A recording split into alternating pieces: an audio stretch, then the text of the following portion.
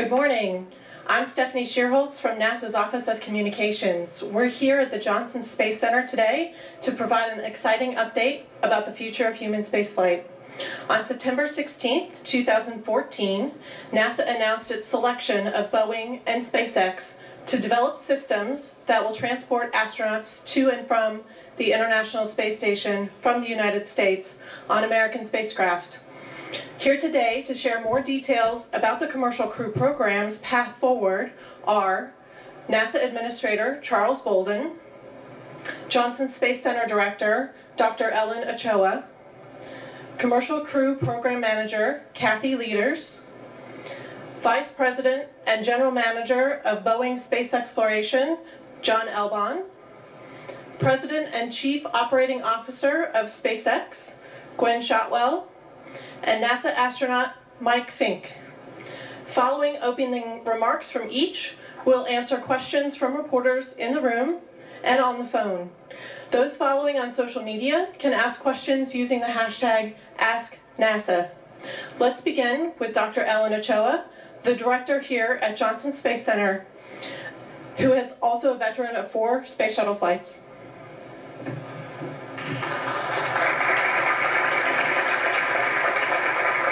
Well, thank you. It's my pleasure to welcome everybody to Johnson Space Center today and the opportunity to hear from NASA and Boeing and SpaceX about the path forward to getting a U.S. commercial capability to take our astronauts to and from the International Space Station. And when we have that capability, we'll also be able to double the research that we can get done on the International Space Station, which is a unique microgravity laboratory and is both a national asset and also provides benefit to all people here on Earth. I don't believe any community could be more invested in the success of this program than we are here at Johnson Space Center. We're the home of the International Space Station program, which is the customer for these services. We're the home of the astronauts who will fly on these systems. We work closely with Kennedy Space Center on this program, and we use expertise at both of these centers. At KSC, it's often in landing, launch, and recovery operations, and here at Johnson Space Center, we use our expertise in human-rated spacecraft design and development, human health and performance in space, and of course flight operations, including training. And in fact, what you see beside us here is a training mock-up of the International Docking Adapter, which will be used to connect commercial crew vehicles to the International Space Station program. Incidentally, this hardware was built by Boeing, and it's going to be taken up later this year on a SpaceX Dragon cargo vehicle. And on board, we are preparing for a series of spacewalks and robotics maneuvers that over the course of this year will lead to the installation of the International Docking Adapter. And now it's my pleasure to introduce the NASA Administrator, Charlie Bolden. Shucks, that was too quick. I thought I had a few more minutes to sit over there and ponder. For those of you who are looking online or on a phone or something else, I've got a great audience out here. We've got, I don't know, shucks, maybe a third of the astronaut office, and they're all I told them earlier today they were looking grim, but some of them are smiling now, but I'm going to tell them later they better start smiling. But thanks, Ellen, for introducing me, and it's great for me to be down here. It's always good to come back home to JSC. You know, Ellen, you and your team are doing what an outstanding job to help keep the United States of America the world's leader in space exploration. I can't thank you enough for all that you're doing to help us make progress on our ambitious journey to Mars. And although we're talking about Commercial Crew today, I don't want anybody to lose sight of the fact that all this we're doing is so that it will enable us to eventually get humans to Mars. That's what this whole thing's about. Probably not for you folk, or not some of the older ones down there, but it's for my granddaughters. I have 3 granddaughters, so I'm doing, come on. Tracy was giving me a hard time back there, but I have 3 granddaughters. I think people have heard me say that before, so in my mind I'm doing this for them. So thank you all for helping me get them to Mars, all right? I'm also delighted to be here today with our American industry partners, Boeing and SpaceX. John and Gwen, thanks for taking your time and coming here, spending some time with the crew earlier today.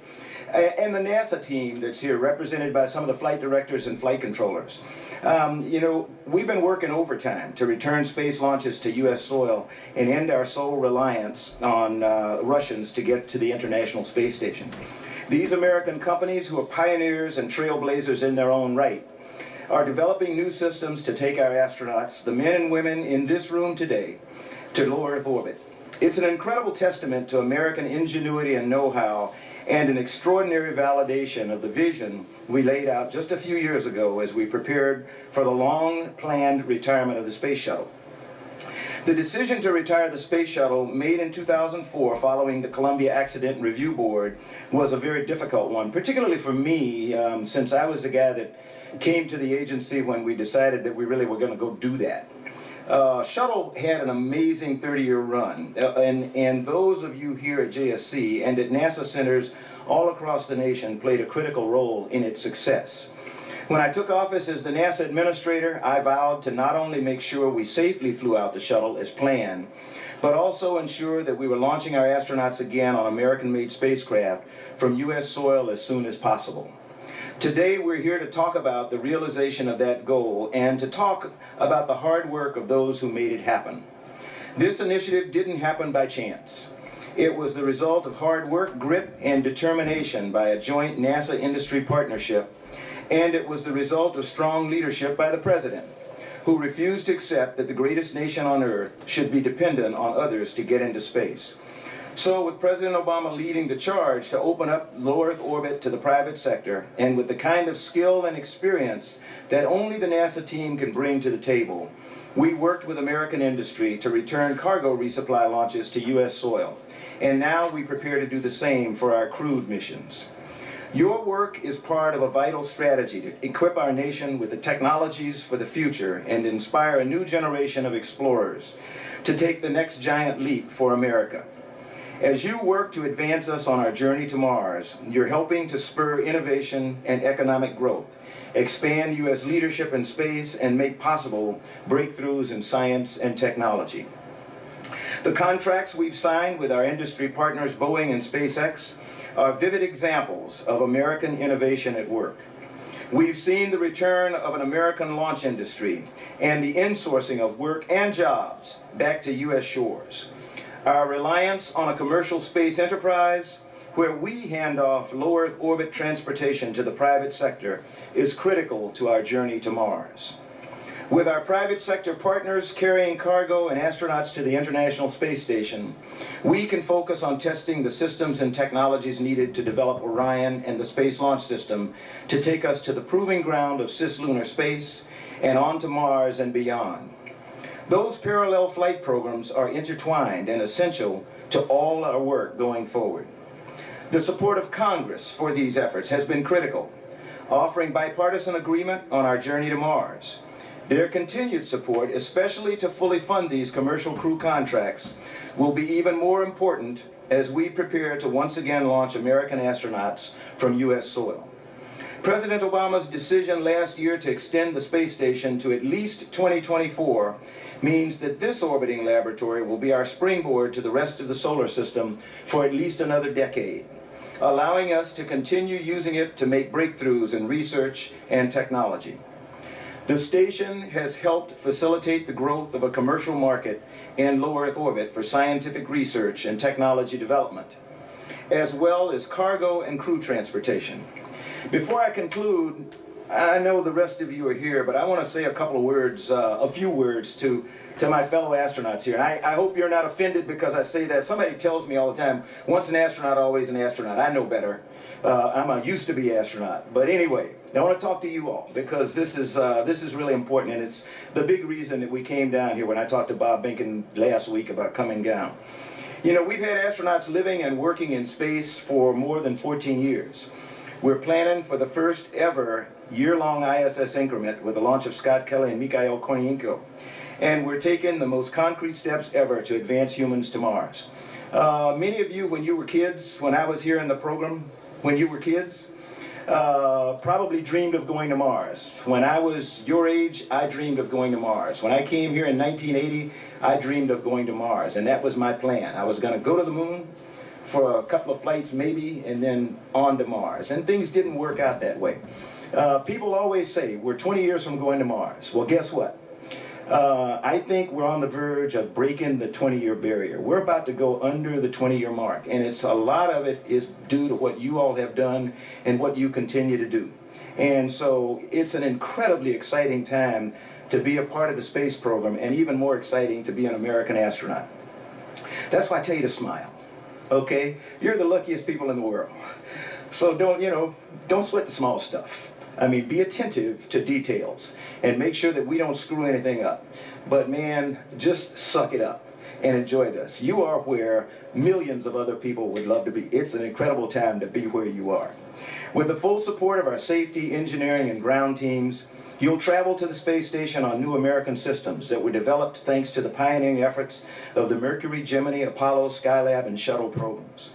You are standing on the shoulders of giants, not me included, okay, but real giants from our earlier programs. And you are a part of the team that will push the boundaries of exploration and one day reach the planet that has eluded us for generations, Mars.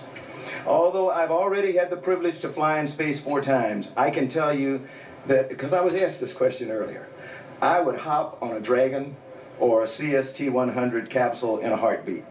And I hope my wife Jackie is not listening to this, because she probably has other ideas. But in other words, I'm incredibly envious of all of you. Peggy, I look down there at you and you know, I mean this. I am envious of you all and where you are. You're being given an awesome responsibility, however, to represent our nation on the journey to Mars. And together, that's now our challenge to inspire our nation and the world to believe in the dream of extending human presence farther into our solar system than ever before. I pledge my support, and I wish you Godspeed. Thanks to all of you, every single one of you here at JSC and at all NASA centers across the country, and to the contractors also, because we're all a team in this.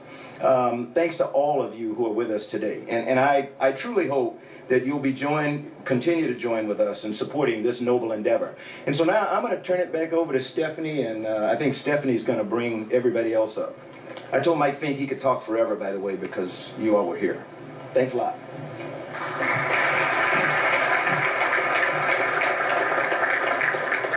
Thank you, Administrator. Now we'll hear from the woman who is leading this initiative, Commercial Crew Program Manager Kathy Leaders, who also previously managed the International Space Station's Commercial Cargo Resupply Program.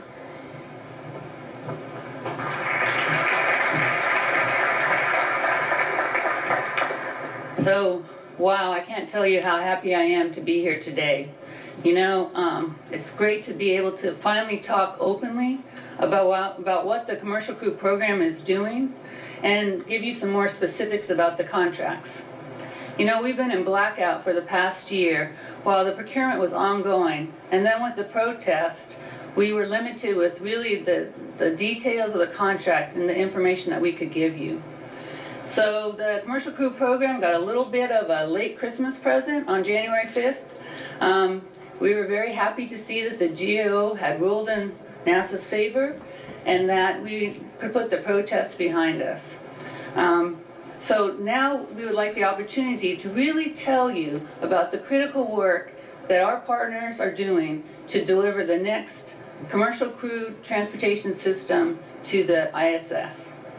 So you've heard us talk a lot about the importance of the certification activities and the importance of flying our crews to the International Space Station from U.S. soil. But as Ellen was speaking about before, there's another very important characteristic that the new commercial crew capability provides for the International Space Station. When we are flying, well, when Boeing and SpaceX are flying our 4 crews, the International Space Station crew will be able to double the amount of science it's able to do during a crew week. While right now there's about 40 hours a week that's dedicated to science and research, after SpaceX and Boeing are flying our 4 crew, that amount can go up to 80 hours a week. So that's a huge accomplishment with this new transportation capability. In addition, the critical powered cargo that SpaceX and Boeing are going to be flying up to space station and returning back from the space station will be handed over in the shortest amount of time ever to allow the zero-G effects to be still found within the research environment. So this program and the partners have come a long way. The program's been working on how best to figure out how to certify these systems, while our partners have been doing the hard work of doing the subsystem design and testing, system level planning, to buy down the risk to the certification activities. And this partnership approach to Commercial Crew is really paying off in very big ways. Most importantly, the contract really allowed these companies to propose their approach to how they're going to deliver their certified systems and move on to post-certification missions to the International Space Station. Within the contract, we set it up where there were 5 NASA-required certification milestones, but then Boeing and SpaceX were able to come up with their own strategy to add milestones to better help their funding profile and show progress on their certification tasks. So both Boeing and SpaceX have already finished their first certification baseline milestone.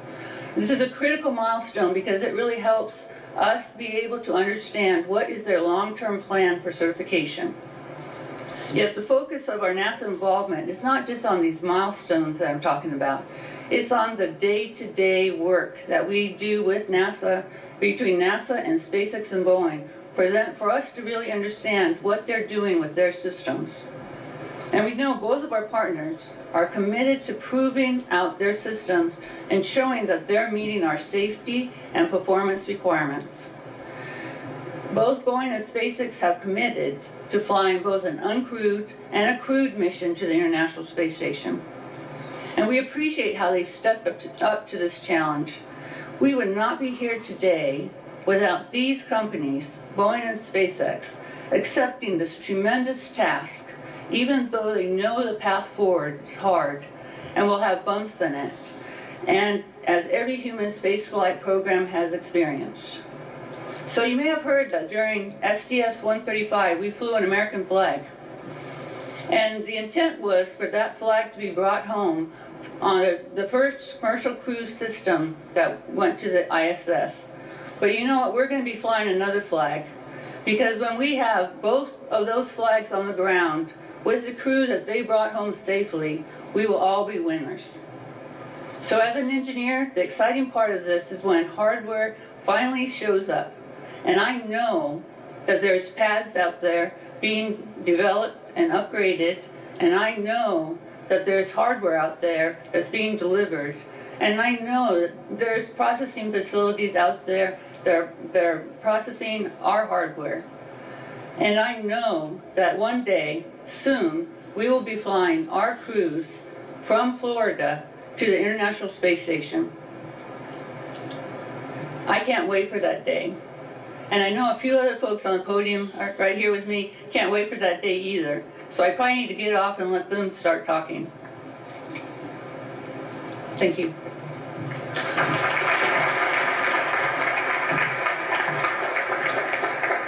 Thank you.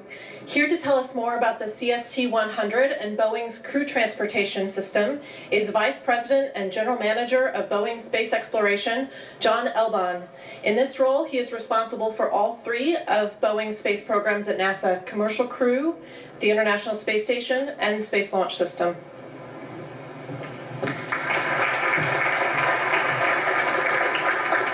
Thank you, Stephanie. Good morning. Thanks, Ellen, Charlie, Kathy, for having us here today. It's an exciting day. I think it's really cool. Ellen alluded to this, that we have the ISS as a backdrop here. These programs are clearly intertwined. She mentioned that the International Docking Adapter was turned over last week, actually. It will fly on Gwen's spaceship later this year. So it's just really a comment about how ISS and our companies are all intertwined to make this happen. Big deal. I know we're here to talk about Commercial Crew today, but I wanted to give one more point of context. Even though we aren't flying the shuttle, I don't think there is a time in history when there's been more development of spaceflight hardware ongoing or exciting things that are happening. ISS is operating. It's returning incredible science, and we're continuing to do development work to upgrade ISS. We mentioned commercial cargo, and of course we're talking about Commercial Crew today. In addition to that, SLS and Orion are in the middle of their development activity. Very significant, and the technology that's needed to take us to Mars is all being developed in parallel with that. So never before in the history of human spaceflight has there been so much going on all at once. I think there's more opportunities within our grasp to explore as well than ever before. Asteroids, cislunar space, Mars, Europa, and on, places where we have the capabilities within our reach to explore. NASA is leading the world on a path of seeing and visiting places we didn't even know were there 100 years ago. And Boeing is certainly honored to be a part of that. We're also incredibly excited to be partnered with NASA on Commercial Crew. As I mentioned, I think Commercial Crew is incredibly important to the space station. It's important to reduce the cost of transportation to low Earth orbit so that NASA has within its budget the capability to develop means to explore beyond low Earth orbit. And importantly, I think it's beginning a whole new industry. Boeing this year is beginning the celebration of our 100th year as a company. And if you look back on our history 100 years ago, Bill Boeing founded the company with a focus on flying airmail and eventually establishing commercial air transportation through United Airlines. If you look at the company today, the commercial airplane division of the company is nearly a $70 billion a year business. I believe firmly that when the company celebrates its second 100 years, there'll be a division of Boeing that's building commercial space vehicles that will be of that magnitude, of that size. People didn't necessarily appreciate where we were going with commercial airplanes 100 years ago. It's maybe not real clear where commercial space is going today, but I believe firmly that we're on a path that will be of the magnitude that the commercial aviation industry started on 100 years ago. We're making great progress on the program that we initiated back in September. The first two milestones are complete on schedule. Kathy mentioned the certification baseline review. So we've gone through the process of laying out and agreeing with NASA the activities that we will go through to certify that the system is ready to carry crew. We completed the ground segment critical design review. So this was a review of the ops systems, the mission ops systems, the control center, the training systems, including the trainers, simulators, and ground software that will be used to plan, train, and fly the crew. Notably, I'll mention that the Flight Operations Directorate here at JSC is our partner in working with us to develop those systems, and so we're tapping into that knowledge and that experience base as we're moving forward. We started construction on the crew access tower on the Atlas V launch pad that will be assembled in between the launches that happen on Atlas V. By the way, the 52nd successful Atlas V mission flew a week or so ago. Our orbital flight test, which is the uncrewed flight to station, will be the 74th Atlas V mission, and the crewed flight test will be the 80th Atlas V mission. So we've got those flights on the manifest, which is exciting. The remodeling and modernization of OPF-3 at the Kennedy Space Center, which will be the manufacturing facility, is continuing and is making great progress. The hardware is being delivered next month that will form the structural test article for the vehicle. And then later this year, the hardware will be delivered that will be part of the crewed flight test vehicle. And so we'll be assembling the first piece of the actual flight hardware. The team is working hard to finish the design. We're going through a very rigorous design process where we decompose the requirements. We're laying out the certification plans to verify those requirements, following a process very similar to the process that we followed for Space Shuttle, Space Station, and other commercial programs that Boeing's involved in, such as commercial airplanes and commercial satellites. All that leads to a critical design review in March, which will pot the design so that we can move full bore into manufacturing. The flight software will be delivered later this summer. We'll have the simulator running, based with the flight software running in flight computers, and 26 of the 34 flight displays will be a part of that. And so there'll be a real opportunity for the crew to interface with that software and understand how the vehicle is going to operate. We're on track for a pad abort test in February of 2017 where we'll fully check out the abort system, and an orbital flight test in April of 17, which will be an uncrewed flight that will go to space station, and finally the crewed flight tests, which will have one Boeing test pilot, one NASA astronaut in July of 17. The first services mission then will begin in December of 17. So lots of great progress. We're on track, and it's just as exciting as can be to be a part of it. Thanks for having me here today. I look forward to answering questions.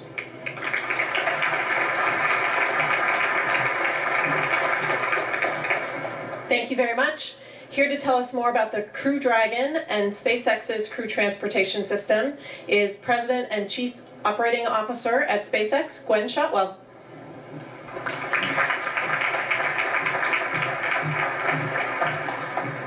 So I can't tell you how happy I am and pleased to be here talking publicly now about our crew program. We have been in kind of a quiet mode, which is unusual for SpaceX, for over a year. But thrilled to be here, thrilled to talk about my crew version of Dragon and finally bringing crew transport back to American soil. Our Crew Dragon leverages the cargo capability that we've been flying successfully to the International Space Station. In fact, we have a Dragon on station right now. However, we understand, and we've been told, that Crew is clearly different. So there's a number of upgrades that we've been working for the past few years to ensure that this Crew version of Dragon is as reliable as it could possibly be. And ultimately, we plan for it to be the most reliable spaceship flying Crew ever. Talk a little bit about these upgrades. The integrated launch abort system is critically important to us. We think it gives incredible safety features for a full abort all the way through ascent. It does also allow us the ultimate goal here of fully propulsive landing. Now, we won't be certifying the propulsive landing initially.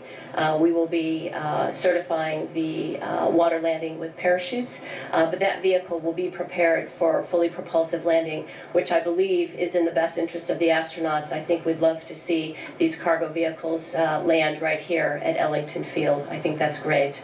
There's other reliability upgrades that we're working on, both the Falcon 9 and the Dragon, to ensure that this vehicle is the safest one possibly that we can design. As far as accomplishments go, other than normal and regular operations on the cargo vehicle of Dragon, flying lots of Falcon 9 missions to get very comfortable with that. We should fly over 50 Falcon 9 missions prior to putting a crew atop that vehicle. We did complete the certification baseline review in December of this past year. We just completed, or largely completed, the build of the pad abort system. Took us quite a while to get there, but there's a lot of great technology and innovations in that pad abort vehicle. I apologize for not having a photo here. I was trying to bring one in, but we'll probably tweet it out or put it online today. That pad abort test will be coming here in the next month or so from Cape Canaveral. Very excited about that. We've got an in-flight abort to test the highest dynamic regime of this crew capsule and the Falcon 9 system later this year. We've got a few environmental hurdles to get through before we fly that, but that should be later this year. As far as the overall program goes, flight test program, we anticipate doing our uncrewed mission to the International Space Station on this upgraded crew vehicle later in 2016, and shortly followed thereafter with our crewed flight in early 2017, as shortly as we can make it, and still maintaining, obviously, reliability and safety being key. So that's a top-level summary of our program. I want to make sure I give you the time for Q&A, but I do want to close with one final statement, and I say this as often as I can. For those of you that have known SpaceX for years, you'll hopefully notice that we would not be the company that we are today without the guidance and the partnership that we have had with NASA, and we certainly understand the incredible I don't want to say burden, it's not burden, the incredible responsibility that we've been given to build the systems necessary and capable of flying crew. So thanks very much, and I look forward to your questions.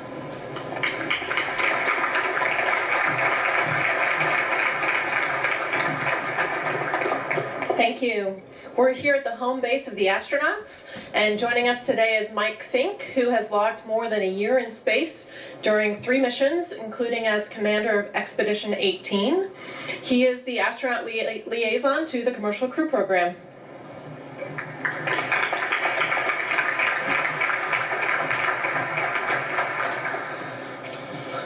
Good morning and welcome again to Johnson Space Center, NASA's Center for Human Spaceflight. And it's a huge honor for me to represent one of the finest space operations teams on the planet, or off the planet, including my fellow astronauts. There's not another group on this planet, or off this planet, that wants the success of the Commercial Crew Program more than we do. We've been part of the team, we've been embedded with the Commercial Crew team since the very beginning. We have badges, we walk the floors of Boeing and SpaceX, and we add our experience with spaceflight, our experience with flying and testing new vehicles, and we think that we are a value added to the entire Commercial Crew Program, and we're always keeping our eyes on safety. So we, NASA, and our international partners have a wonderful, beautiful, magnificent, I'm biased, I love our space station, and it produces great science, 16 orbits each day. And like it's been said before, the Commercial Crew Program will enhance space station science and operational flexibility. And these next several years, as you heard, our plans are full of hard work, as well as excitement. And it's a great time to be part of the American space program on our way to Mars. Thank you. I think I'm about to get fired. Charlie wanted to hear more of that.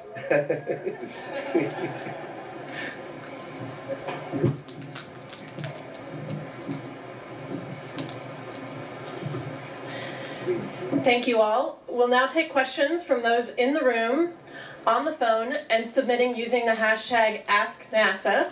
Please identify yourself by name and affiliation and indicate to whom your question is directed. Please ask only one question each to allow everyone the opportunity to get their questions answered. If you're in the room, please signal me, wave, and then stand up when you are asking your question.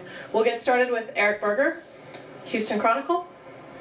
Hi, Eric Berger with the Houston Chronicle. I guess question maybe for Kathy, but what is the timeline for NASA to pick the first provider of the Commercial Crew, the actual delivery of NASA astronauts? My understanding that you're going to pick 2 missions for the first go, and that decision may come as soon as the summer? So there's a minimum, we had a minimum on the contract. So there's a minimum of 2 missions and up to 6 missions on the contract. The first mission that we will be looking at ATPing is actually right now a Boeing mission, just because of the differences in lead time and the need to be able to start having services in late 2017, 2018 timeframe. We know that we're going to have to start beginning the process to ATP our missions. Mark. Thank you, Mark Carreau for Aviation Week. And I have a financial question, I guess it's for Kathy. Could you tell us how much of the contracts has been released to Boeing and SpaceX so far to pursue their development? You know, right now, Boeing's accomplished 2 milestones, and SpaceX has accomplished their first milestone. And overall, you know, when we go through the whole development activities and all the fundings that's going to be there, we'll have invested about $5 billion in development funding. In addition, when you looked at the pricing for the missions that we looked across the 5 years that we have not to exceed pricing for, we were able to also get an average seat cost of about $58 million per seat.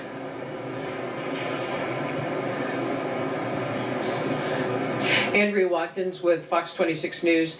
I have a question about the the future of commercial crew. John Elman mentioned this, but we think of astronauts as coming up through NASA, being trained through NASA, and in this next 100 years of commercial crew, is this going to be, are private companies just going to be putting people on these rockets and launching them? I mean, tell me what that new industry looks like.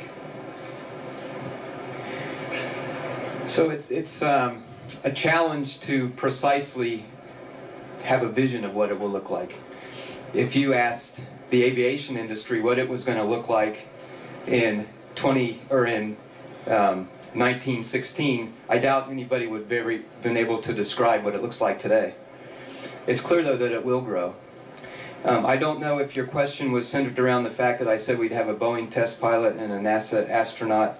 That's kind of common for us in any new vehicles that we release and put through a test program, is that we would have a Boeing test pilot be a part of that activity.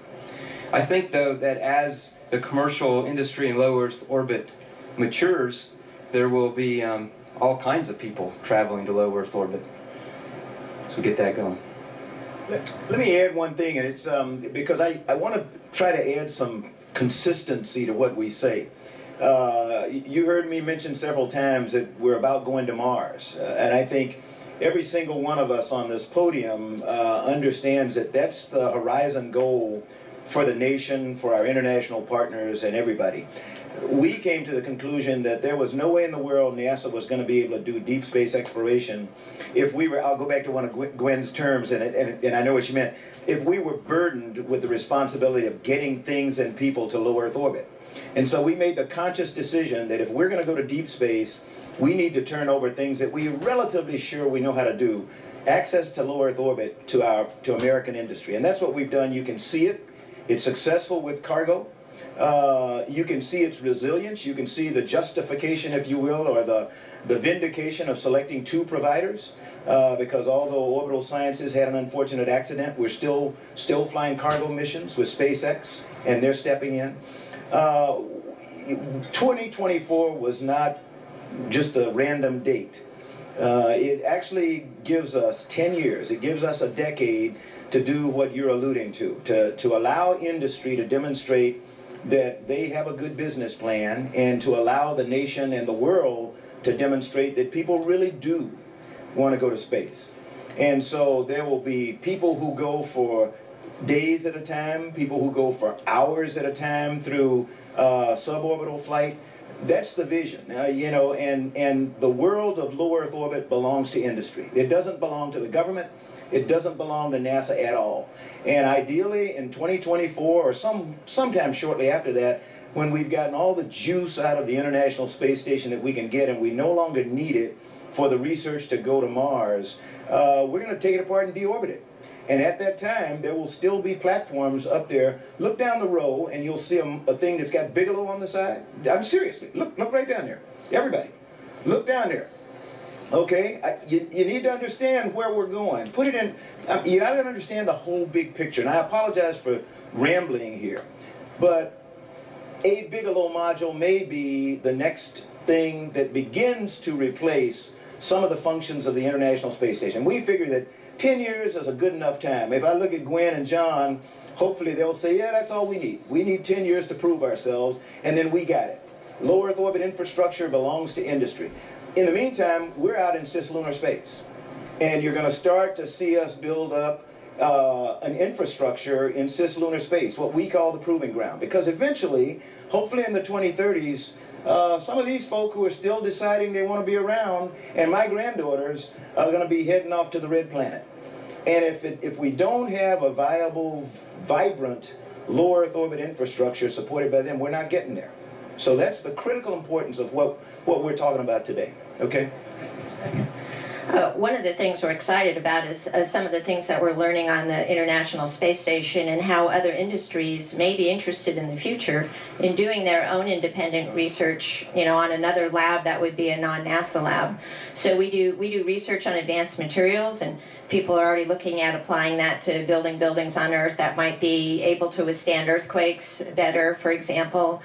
We do research on bacteria and look at the change in the immune vaccine part of that and how virulent they are, and there are pharmaceutical companies that are interested in vaccines. So those are the kinds of things that we're doing on ISS now that we hope will lead to more and more activity in low Earth orbit and by non-NASA customers. And then, as Charlie said, we move on and continue to do space exploration. Stephen? Thanks, Stephen Clark with Spaceflight Now. A question for the two providers. Can you talk about where you come in on price per seat if you're carrying 4 crew compared to the Soyuz prices, which is roughly 70 million under the last contract? Thanks.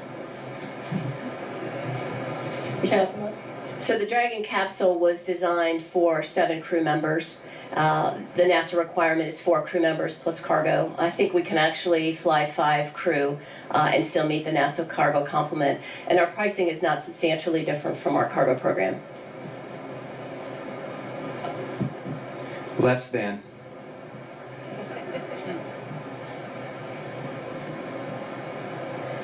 Robert? Hi, Robert Perlman with CollectSpace.com. With regards to crew and preparing for 2017 flights, when do you need to make crew selections? And for training, how do you, what are the different approaches between SpaceX and Boeing? Are you training here at JSC or training at your own facilities? Thanks. Well, I can talk to you a little bit about the first one. I think what the astronaut office plans to do is kind of look at naming a small cadre of people that would be following both of these companies and be looking at starting into understanding what the training is like and all of that kind of thing, and from that cadre would later on then start to select the first crew. So I don't see the actual individuals being selected immediately, but probably before too long a small cadre of folks out of the office will be named. I'll just address the training aspects. We will have a mission simulator that will be here at JSC, and it's actually in the same footprint that the shuttle training simulator was in. There'll be an ingress-egress simulator that will be here as well. There'll be a water egress simulator that will be over in the neutral buoyancy lab, and we'll have some part task simulators here. As I mentioned, the Flight Ops Directorate is doing our mission planning and training, and so that will be located here at JSC, and they'll be involved with the crew here as well. Our plan, I believe, is to follow a similar approach to cargo, where it's hybrid. We'll have simulators and capabilities here, as well as back in Hawthorne. We do want Dragon to be an extraordinarily easy vehicle to operate, but obviously crew needs to be fully comfortable and fully capable of doing what's necessary to maintain safety. We'll take one more question in the room and then go to the phone. Kevin Quinn from KTRK here in Houston. For those who don't know, these vehicles, will they be used for different purposes, or ultimately is the goal to choose one over the other? And secondary question maybe to Administrator Bolden, if you can talk please about the end of the reliance specifically on the Russians and how important that is. You want to go first? Yeah, first. Yeah. So let me answer the first part of it real quick. Our goal is to have 2 robust providers. So, you know, right now we're looking at a standard crew size of being 4 crew members with additional cargo. That doesn't mean that over time new durations, new missions may come up, and then we would be working with our providers to be able to support those activities. But we really see the huge benefit in having 2 robust providers providing crew transportation to the International Space Station. And in terms of reliance on the Russians, you've heard me say it over and over and over, I don't ever want to have to write another check to Roscosmos, you know, after 2017, hopefully. And so that's why I'm looking to John and Gwen to deliver. And so you've heard both of them say they think they'll be flying by 2017. If we can make that date, I'm a happy camper. All right? Great. We'll go to the phone lines. I believe Marcia Dunn from the AP is on the line. Marcia, do you have a question? Yes, I do, for Ms. Shotwell. I'm wondering if you could discuss the number and makeup of your crew test flight Boeing will have a Boeing pilot and an astronaut. What about SpaceX's first flight to the space station? We're still working through that first test flight, and we're obviously going to follow NASA's lead on this. Originally, in the program, a few years ago, it was to only be the partners astronauts, and then I think it evolved to no, only NASA astronauts. And so I think what we're trying to do is figure out what's the right balance of NASA and SpaceX crew. Great. Next, Irene Klotz from Reuters. Hi, thanks very much. I have a question for Gwen. You mentioned you expect to have the Falcon 60 times before crew is aboard. In light of the settlement you reached with the Air Force last week, can you tell us how many of those missions you think SpaceX might be able to complete for the military flight? And also for Kathy, could you please clarify the $58 million average price you gave to Mark Crew? The question if you can separate out the SpaceX and the Boeing prices, since there was quite a discrepancy in the other words. Thank you. Hi, Irene. Much of the agreement between the Air Force and SpaceX remains embargoed, and orange is not going to be the new black for Shotwell. So I can tell you that we did not anticipate a huge number of Air Force missions in my 50 flight assessment prior to flying crew. But we were obviously pleased with the outcome of the discussions. So Irene, let me clarify the 58 million. So we knew the first question everybody was going to ask is, how does your price per seat compare to the Russian price per seat, right? Same question that John and Gwen got. To get us ready for that, what you have to realize is we didn't really get per seat pricing, we got mission pricing. And each of the providers had a unique capability that they offered to us with that pricing. So that price per seat is a derived price per seat that looks at what's the average mission price over, the 5 years of ordering, and then basically is a quantification of then what would that end up being, including the cargo in there, an average price per seat. So if anyone's planning on going and mapping that back to an individual pricing, that's not our intent. It's really just to show you how industry has really stepped up and provided NASA with a cost-effective solution to flying crew to the International Space Station. Great. Thank you. Bill Harwood from CBS. Yes, hi. Thank you very much.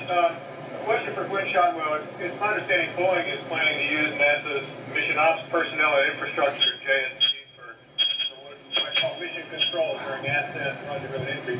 How is SpaceX going to manage that, and what role will NASA have in those mission control class kind of procedures? Thanks. So we're currently operating the Dragon and Falcon 9 through SpaceX Mission Control with a tight link to MCC Houston here. And I believe our crew program will be an evolution of that to ensure safety. But I anticipate SpaceX having its control rooms and control centers, JSC, and the astronaut office having its control center, and obviously incredibly tightly linked on that. And Miriam Kramer from Space.com.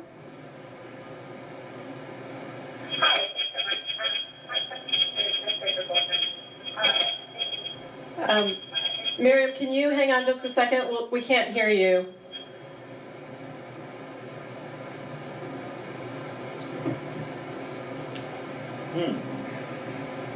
If you're on the phone, could you please put your phone on mute, unless you're asking the question? We're getting some feedback on the stage. Miriam, do you want to try again?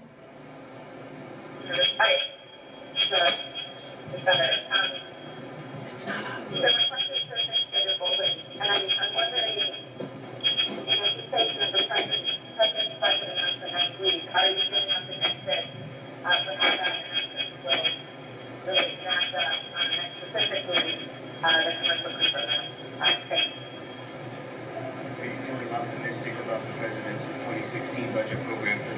Oh, am I feeling optimistic about the 2016 budget for Commercial Crew? I don't know how Mike Fink got that, but yes, I'm feeling very optimistic. And in fact, you know, in my remarks, I tried to give credit where credit is due. The Congress has, I think, kind of started to understand the critical importance of commercial crew and cargo. They've seen, as a result of the performance of our providers, that this is not a hoax.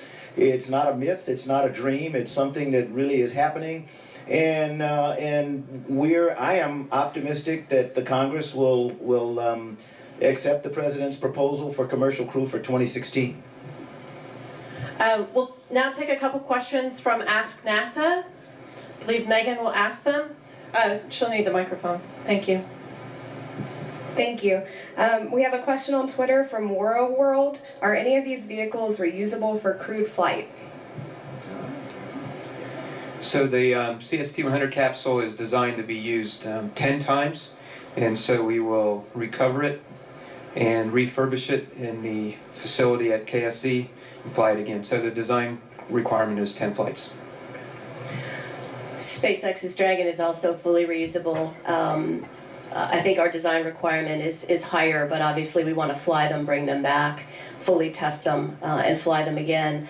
This pad abort vehicle that we're building and shipping imminently to the Cape, we hope to reuse as well. So we should see that upcoming very shortly, the reusability of Dragon. Great. Also from Kevin Myers, how does NASA see its partnership unfolding with private partners on the path to Mars? Is SpaceX going on its own or with NASA? I think it's going to take a village, frankly, to get to Mars. And I think there's lots of participants who are very excited and are working on ways to do that. I'm sure it's going to be a collaborative effort. Great. And then from Freedrift, will commercial crew mission to space station be similar to Soyuz mission in terms of time? The mission ops profile that we've laid out is very similar. We are planning for a first day rendezvous. The capsule will then stay connected to station for 6 months as a lifeboat, and then leave station and land within 5 to 6 hours. So it's a very similar profile to Soyuz. We'll answer a question from online. Stephanie? Hi, Amy Green from WMFE would like to know, will SNC's failed GAO challenge change the company's involvement in the Commercial Crew Program in any way? And does the company plan to continue participating? Does it have funding to do that? So we still consider Sierra Nevada a valued partner to us. We still have an ongoing Space Act agreement with them to continue to mature the design of the Dream Chaser. And we still continue to have a milestone with them for them to do their second drop test. And then one from the SpaceX Reddit user community. They want to know, does SpaceX currently intend to use a reused first stage or new core for the in-flight abort test?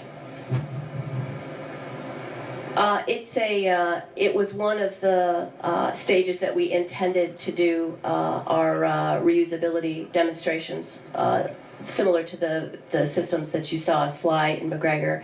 But I believe for the in-flight abort, it's actually the first flight of that vehicle. I think we have one more question in the room. Eric, did you have a question? Thanks for the follow-up. Question for Mr. Bolden. So last May, you were taking an incredible amount of heat from Congress about Russians, and there were lots of questions about their ability to be a good partner. Clearly, in the last 6, 7, 8 months, they have stepped up and been reliable. I mean, we've gotten their people have gotten our people to the station. My question is, what has their reaction been to sort of this Launch America campaign? Obviously, they knew it was coming, but you say you never want to write another check to Roscosmos, but sort of how does that sort of set the partnership, in going ahead? We're not going to be writing checks to them. Are they still kind of happy with the partnership? How do they feel kind of about this? We're going to get our own people to the station from now on, sort of sentiment. Yeah, I can't answer for Roscosmos, but I think if you were to talk to them, they've been involved with us all along. They understand the critical importance of having redundancy and getting crew to orbit. if you ask me, I think they're going to be perfectly happy that we have a capability to get crews to orbit on a number of different vehicles. And I think Kathy will tell you our intent is to fly mixed crews. My preference would be that everybody goes to station on one of these two vehicles. That would be my intent. But again, let me take you back to Mars. And Gwen alluded to it. You know, everybody wants to see competition. Going to Mars is hard. Let me say that one more time. Going to Mars is hard. Everybody on this stage, I think, realizes nobody is going to do it by themselves. We have an incredible international partner team that's working. When you see us fly, I think EM1, I don't want to see which one, but I think EM1 has the European Service Module. We are looking long range at that's right. Okay, so I have to ask people who know. But I think you're going to find there's more and more involvement from partners. And partners doesn't just mean international. It means commercial, it means international, it means academia, and it means citizen scientists. Takes a lot of stuff to get off this planet, and really a lot of stuff to get to Mars. So that's the ultimate destination. And Eric, I think you're going to find that from all of our meetings to date, everybody's excited about going beyond deep space, beyond low Earth orbit and into deep space. Thanks to everyone for joining us today. That's all the time we have. It's great to see the excitement everyone has for the Commercial Crew Program and for the systems that Boeing and SpaceX are developing to carry astronauts from the United States to and from the International Space Station.